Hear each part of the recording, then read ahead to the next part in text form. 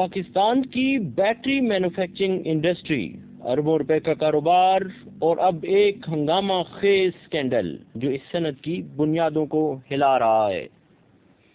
Messrs دینار industries بظاہر ملک کی دوسری بڑی بیٹری ساز کمپنی ہے، مگر پردے کے پیچھے ایک پیچیدہ مالیاتی جال جس میں جعلی انوائسز، فلائنگ ریٹرنز اور اربوں کا مبینہ ٹیکس فراڈ چھپا ہے۔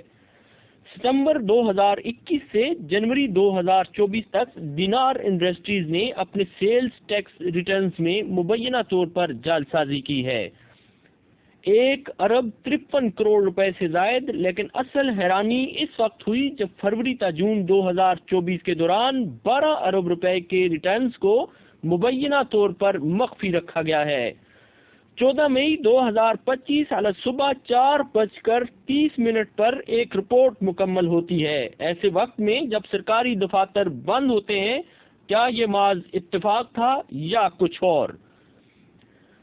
صرف 24 گھنٹے بعد کمپنی کے 3 اہم شخصیات عبدالقادر، سلمان علی ستار اور آصف رزاق دینار نامزد کر دیے گئے۔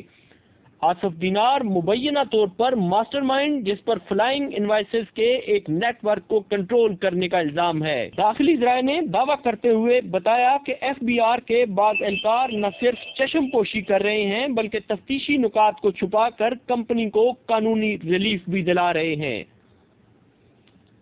دینار انڈسٹریز نے ان الزامات کو مسترد کرتے ہوئے سندھ اور بلوچستان ہائی کورٹس میں اپیلیں دائر کر دی ہیں، مگر سوال یہ ہے کہ کیا قانون اپنا راستہ خود بنائے گا یا ایک بار پھر طاقتور نظام کے سائے میں حقائق دفن ہو جائیں گے؟ یہ صرف ایک کمپنی کی کہانی نہیں، یہ اس نظام کی کہانی ہے جو خود دیکھتا ہے، جانتا ہے، مگر اکثر خاموش رہتا ہے۔